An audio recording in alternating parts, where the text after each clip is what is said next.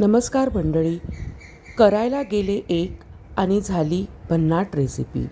आज बनवूया करायला सोपी पण चवीला भन्नाट आणि नादखुळी अशी चीज पोटॅटो स्टफ मिरची. सुरुवातीला भावनगरी मिरची स्वच्छ धुवून घ्या आणि तिच्यातल्या सर्व बिया काढून घ्या, त्यामुळे मिरची तिखट होणार नाही. आता आपण उकडलेला बटाटा किसून घ्या. मी इथे एक मध्यम आकाराचा बटाटा उकडून घेतला आहे.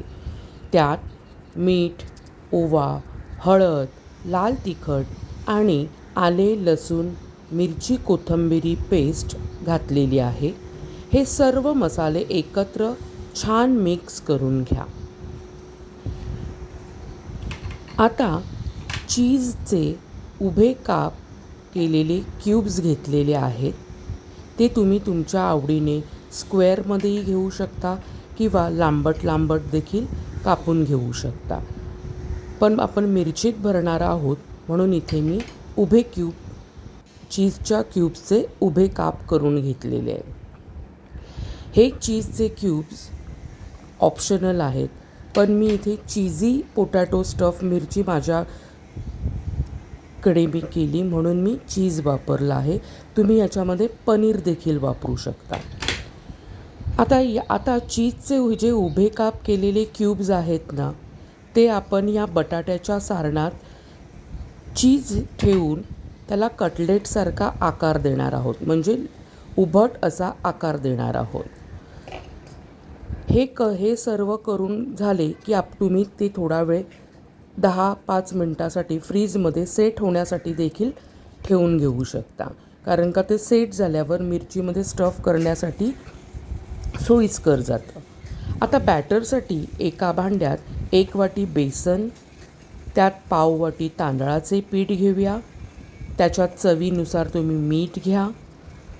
चिली फ्लेक्स पाव चमचा घाला, हळद पाव चमचा घाला, लाल तिखट पाव चमचा घाला आणि बारीक चिरलेली कोथिंबीर घाला.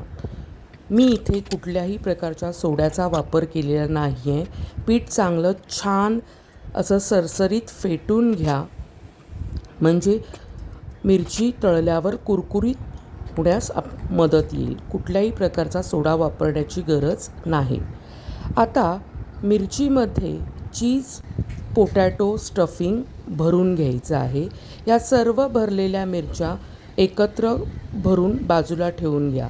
नंतर भरलेली मिरची बॅटरमध्ये बुडवून गरम तेलामध्ये फ्राय करून घ्या. छान गोल्डन आणि क्रिस्पी झाल्यावर बाहेर काढा.